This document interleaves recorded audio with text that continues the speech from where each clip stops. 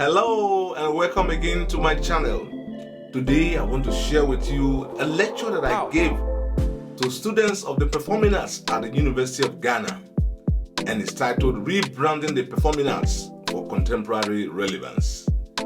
Come with me and enjoy the lecture. Good afternoon, members of the high table, great ASPA members, ladies and gentlemen. It is my pleasure to be invited here as a guest speaker. As you may have heard from my profile, which was read, I am both a scholar and a performing artist. The theme for this year's celebration, Rebranding the Performing Arts, as a tool to shape minds for the creative arts industry. It is a very engaging thing. But let me begin with my story. I knew quite early in life that I had talents in the performing arts. And so after my higher school certificate, that's 2 years post-secondary school education, in 1981, I decided to go into the music industry and become a professional. 3 years later, I went back to school to study for a degree in performing arts. After graduating in 1987, I went back to the industry to continue with my music business. And I was in this for 17 years before taking up appointments as a lecturer in 2001.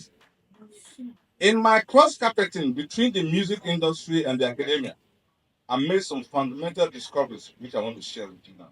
You want to hear them? Yeah. Number one, I discovered that scholars in the academia were critical of professionals in the industry. Academic musicians looked down on their counterparts in the music industry and labeled them as street musicians. So when I was employed in 2001 to teach music in academia, I was mocked by my senior colleagues because I was coming from the street. Point discovery number three. In the same vein, professionals in the industry are sometimes hostile to those of us with academic training because of this bad blood. A dance professional was once invited to speak to our students back home, told them, forget about the isms and schisms that your lecturers are teaching you. They don't work in the industry. We were highly embarrassed by this statement. Discovery number four. The society is changing faster than the school curriculum. So there will always be gaps in learning for the students. Are you with me? Yeah. Yo. As I began my research into music education from 2002, I became very interested in certain aspects of our training. One, I became interested whether the academic training of students guaranteed a future for them in the music industry. Two, I was concerned about the curriculum content against the backdrop of current realities in society. And three, I was interested in the synergy between formal and informal educational processes to produce graduates who are, who can hold forward both in academia and the industry as well. I'm bringing all this out so that we can be well positioned to engage the issue of rebranding the performing arts in a modern age and how this can help shape your minds, young minds like you, for the creative arts industry. In our bid to rebrand the performing arts for contemporary relevance, please take note of the following points. One, the school curriculum can never be adequate to provide the students with all the skills and knowledge required to function in the industry. True or false? In modern times, we advocate learning from all sources, both formal, informal, and adult school. Learning should continue long after you have left school. Point number two, if professionals who did not study the performing arts at the university level are doing very well in the industry, you as graduates of the performing arts should do better. Yes. You agree? Yes. Why? Because studying the performing arts in a university context, apart from the practical skills, equips you with a deep intellectual knowledge of performing arts and how the performing arts is integrated into society, among other things.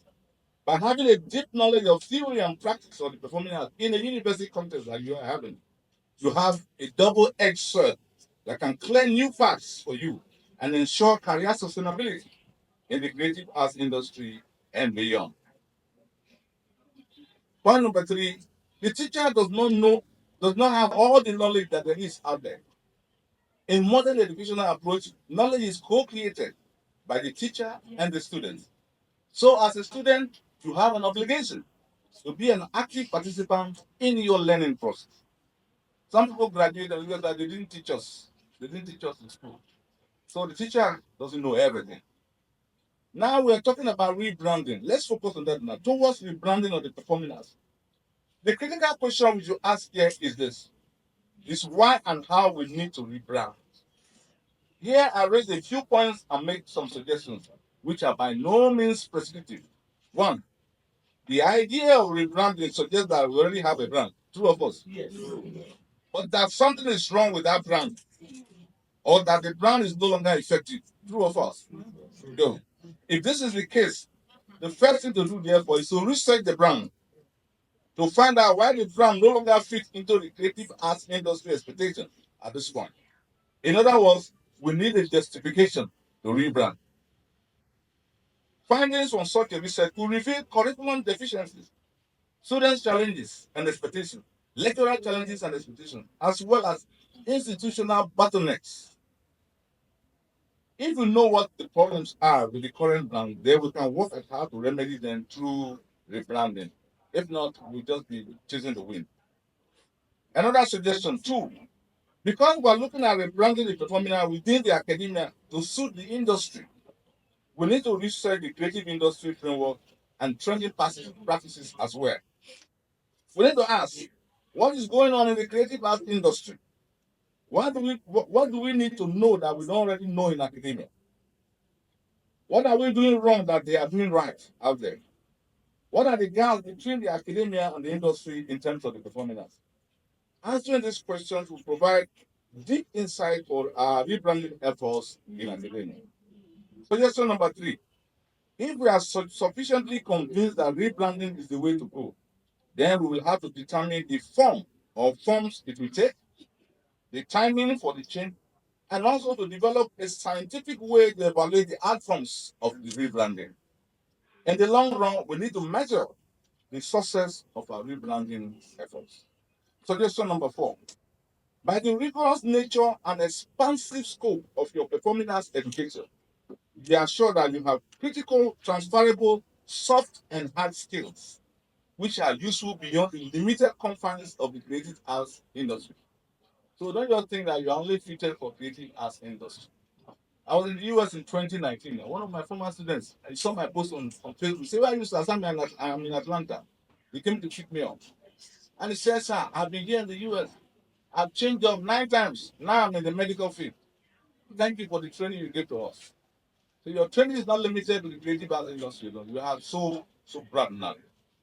Okay, I don't need to bore you too much with the long speeches. So let me go to my closing remarks. As I close, I urge you to be proud performing artists in training who know their onions and who have great hopes for the future. Give yourself fully to the training. Emulate your lecturers. Many of them are professionals in their own rights. Expand the frontiers of knowledge. Be the best you can. Follow institutional guidelines for your program. Do not be a problem, but be a solution to the branding efforts to shape the future of the creative arts industry, both in Ghana and beyond. Happy celebration. All right, those are my ideas about rebranding the performing arts. I hope you find them useful. So don't forget to subscribe to this channel, keep on liking, and also leave your comments. See you in another video.